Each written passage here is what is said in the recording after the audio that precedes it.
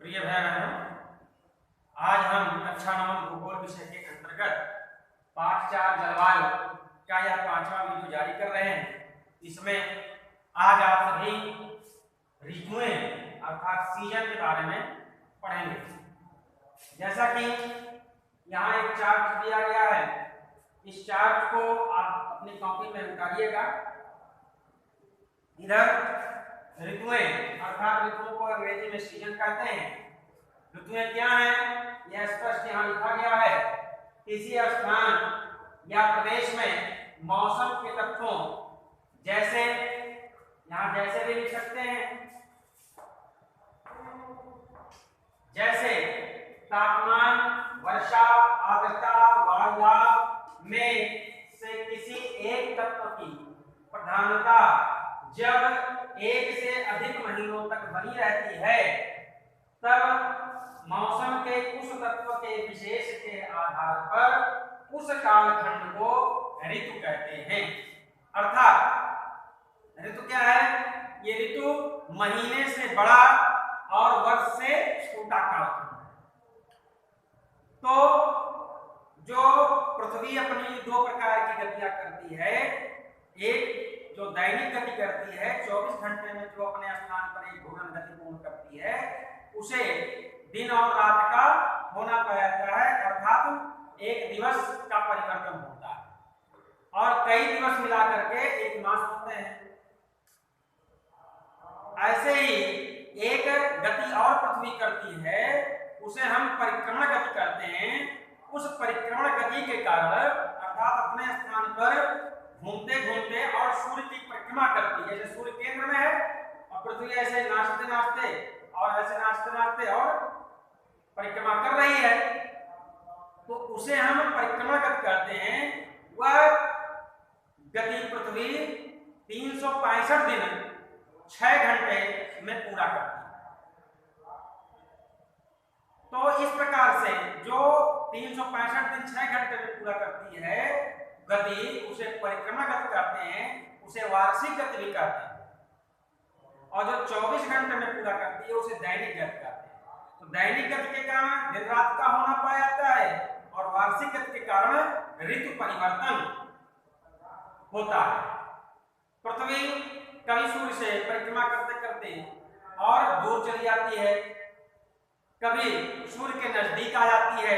तो जब नजदीक आती है तो पृथ्वी पर तापमान बढ़ता है और जब दूर चली जाती है तो पृथ्वी पर तापमान कम हो जाता है। और जब तापमान कम होता है तो शीत ऋतु होती है। जब तापमान बढ़ता है तो ग्रीष्म ऋतु होती है। और तापमान बढ़ने के कारण और जो पृथ्वी के जलीय स्थान है, सागर हैं और समुद्र हैं, नदियां हैं, झीलें हैं, उनसे वाष्पीकरण होने लगता है। जब वाष्पीकरण हो जाता है तो वर्षा प्रारंभ हो जाती है, तो वर्षा ऋतु आ जाता है। वर्षा के प्रभाव से मौसम थोड़ा ठंडा होता है तो उसे शरद ऋतु कहते हैं।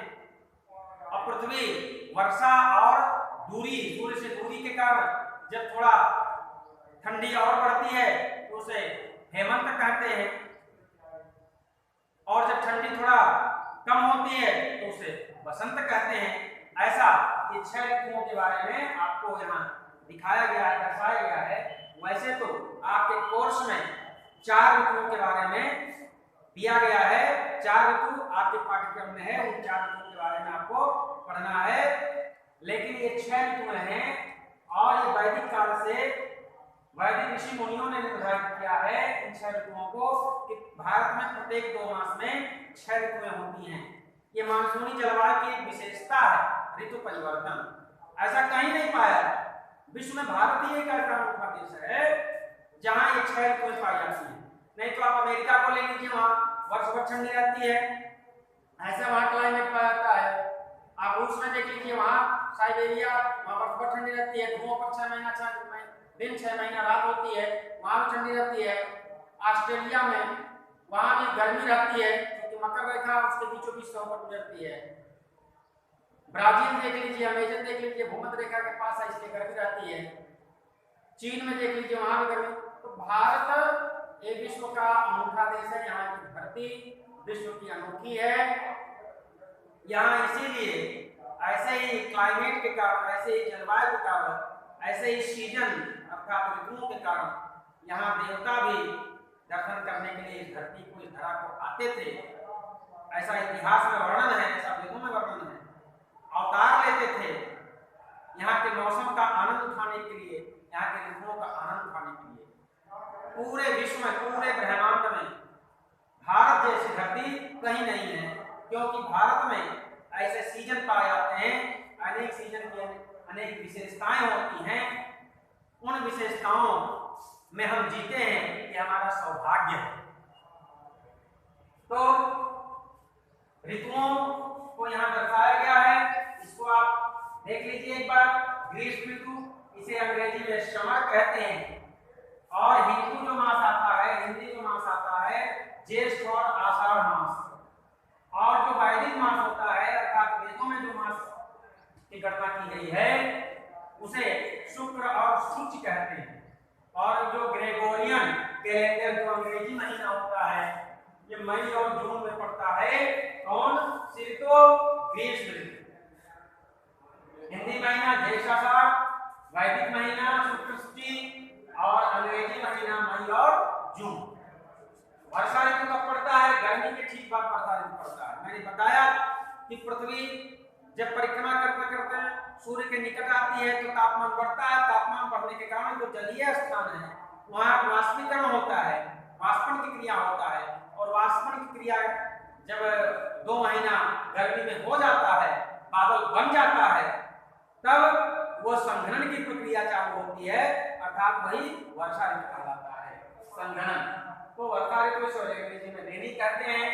श्रावण और भाद्रपद ये हिंदी महीना पड़ता है। और वैदिक मास नभा और अगस्त। और ग्रेगोरियन मास अर्थात अंग्रेजी महीना जुलाई और अगस्त। अर्थात अभी वर्षा ऋतु चल रहा है। अभी श्रावण बीता है, भाद्रपद चल रहा है, जुलाई बीता है, अगस्त चल रहा है, नभा बीता है, नभस्य चल रहा है। इसके बाद में शरद ऋतु आता है, इसको आगमन कहते हैं। इसमें जो हिंदी महीना पड़ता है आश्विन और कार्तिक पड़ता है। वैदिक मास जो पड़ता है ईश और उर्ज, ये सितंबर और अक्टूबर। इसके बाद जो आएगा ये रहेगा शरद ऋतु का मास। और चौथा है हेमंत ऋतु, प्री विंटर इसको कहते हैं। प्री अर्थात प्रारंभ, विंटर का प्रारंभ हो जाता है हेमंत ऋतु। ये मार्गशीर्ष और पौष मास आता है। वैदिक जो मास होता है वह सहा और सहस्य। और जो अंग्रेजी ग्रेगोरियन होता है नवंबर और दिसंबर मास होता है। इसमें ठंडी प्रारंभ हो जाती है आपकी, इसलिए इसे प्री विंटर कहा गया है, हेमंत ऋतु कहा गया है। शिशिर, इसे शीत ऋतु भी कहते हैं, आप शीत भी लिख सकते हैं, शीत ऋतु भी कहते हैं, शिशिर ऋतु भी कहते हैं, इसे विंटर कहते हैं। ये हिंदू मास में माघ और फाल्गुन महीना आता है। और वैदिक मास में तपह और तपस्य कहते हैं। ग्रेगोरियन मास में अंग्रेजी महीना अर्थात में ये जनवरी और फरवरी कहते हैं। छठा है बसंत ऋतु, इसे अंग्रेजी में स्प्रिंग कहते हैं। ये चैत और बैसाख महीने में पड़ता है। और वैदिक मास जो इसमें पड़ता है मधु और माधव, जैसा कि नाम है मधु माधव। और उसके बाद ग्रेगोरियन कैलेंडर अर्थात अंग्रेजी महीना में पड़ता है मार्च और अप्रैल। इस प्रकार से प्रत्येक 2-2 महीने पर भारत में एक ऋतु बदलती है। और इस ऋतु परिवर्तन के कारण भारत का जो जलवायु है, भारत का जो ये क्लाइमेट है, ये जो पर्यावरण है, ये पर्यावरण हर 2 मास में बदलने के कारण सुहावना लगता है, नया लगता है। कुछ नया हर दूसरे महीने प्रकृति में दिखाई देने लगता है। तो ये सारी चीजें जो हैं ये भारत जैसी धरा पर ही है, इसलिए भारत एक अनूठा देश है। और हम सबका सौभाग्य है कि हमने भारत जैसे धरती पर जन्म लेकर के और इसका आनंद हम उठा रहे हैं। ये ऐसा हमको सौभाग्य मिला है। तो आज के इस वीडियो में आपने ऋतुओं के बारे में अध्ययन किया। अब थोड़ा सा हम ऋतुओं की विशेषताओं पर प्रकाश डाल रहे हैं कि ऋतु, प्रत्येक ऋतु में विशेषता क्या रहती है। तो पहले आता है ग्रीष्म ऋतु। ग्रीष्म ऋतु में जो विशेषता इसकी रहती है कि तापमान बढ़ जाता है धरती का, और प्रारंभ होता है मई और जून। तो मई में 45 डिग्री तक तापमान और जून में कहीं कहीं 48 डिग्री तक तापमान, और राजस्थान के कुछ भागों में दिन का तापमान 50 डिग्री तक चला जाता है। तो ये तापमान अधिक होता है, इसलिए तपन रहती है, गर्मी रहती है।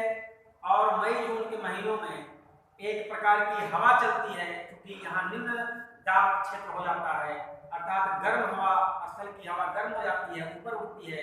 तो सागर से चलने वाली हवा तेजी से आती है, तो आंधी तूफान आता है और तेज हवाएं चलती हैं, और वो उन हवाओं में गर्मी रहती है, उष्णता रहती है। तो ऐसी हवाओं को जो मई जून के महीनों में भारत में चलती हैं उन्हें लू कहते हैं। क्या कहते हैं? यहाँ लिख दे रहे हैं लू।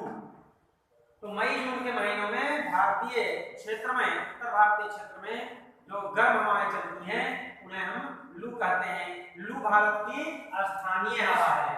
भारत की क्या है? स्थानीय हवा है लू, इसको नोट करिएगा। तो ये मई जून के महीनों चलती है, और रात के तापमान में भी गर्मी रहती है। यहाँ तक कि जो चट्टाने हैं, छत हैं, ईंट पत्थर हैं, वो सब तपते हैं।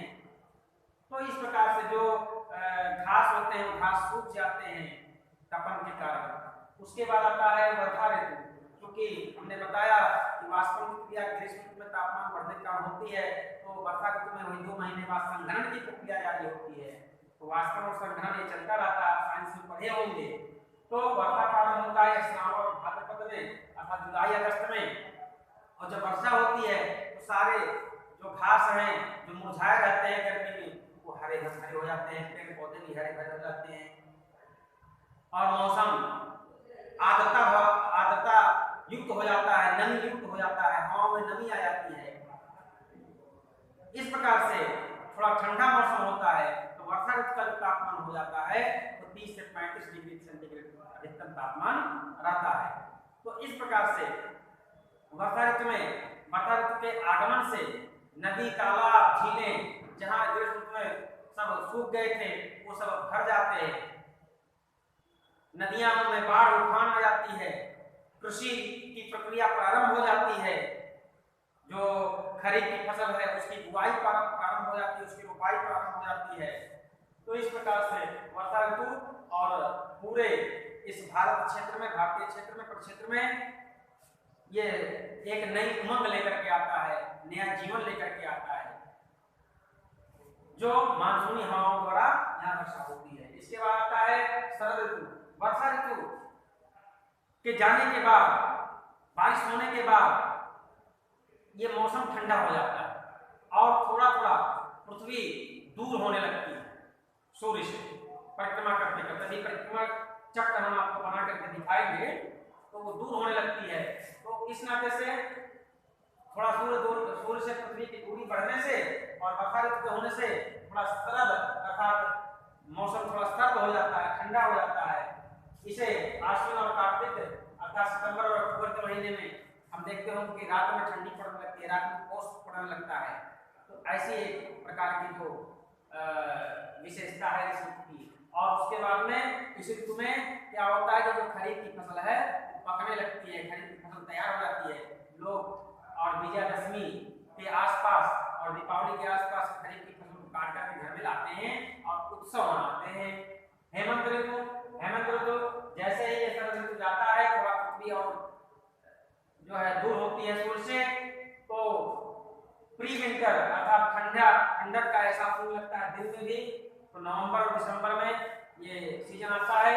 और उसके बाद शिशिर अर्थात शीत ऋतु ये मार्च फागुन में और जनवरी फरवरी में आता है। एकदम पूरा धरातल उच्च वायु दाब से भर जाता है, हवाएं शुष्क हो जाती हैं, ठंडी हो जाती हैं, स्थल सागर की अपेक्षा अधिक जो है ठंडा हो जाता है, उच्च वायु दाब स्थल पर केंद्रित हो जाता है। कभी कभी चक्रवातीय तूफान भी आता है, चक्रवातीय वर्षा भी होती है। और बसंत ऋतु जैसा कि ये कहा गया है, देवता भी इस ऋतु का आनंद लेने के लिए, बसंत ऋतु का आनंद लेने के लिए धरती पर आते हैं। इसे मधुमास कहते हैं, मधुमास यहाँ दिया गया है। देवताओं का जो ये कैलेंडर है, उस देवताओं के कैलेंडर के अनुसार इसे मधुमास कहते हैं। मार्च अप्रैल में आता है, नया पन दिखाई देने लगता है इस मास में। यहीं से नववर्ष अपना प्रारंभ होता है, चैत्र शुक्ल प्रतिपदा प्रारंभ होता है। प्रकृति में नई छटा बिखर जाती है। पत्तों, जो पेड़ पौधे होते हैं, जहाँ शीत में पतझड़ था, वो पत्ते अब निकलने लगते हैं, पत्तों की कोपलें निकलने लगती हैं, फूल खिल जाते हैं। तो ऐसा एक बसंत ऋतु का आगमन भारत में होता है मार्च अप्रैल में, अर्थात चैत्र वैशाख में। इसे मधुमास कहते हैं। तो इसका आनंद हम सभी धरा पर रह करके उठाते हैं। तो ये आपको ऋतुओं के बारे में हमने बताया, इनकी विशेषता बताई। आशा है कि आपको ये समझ में आया होगा। आगे इसको नोट से एक चार्ट ऐसा बना लीजिएगा और आगे आपकी परीक्षा में काम आएगा। आज के लिए इतना ही। धन्यवाद। जय हिंद।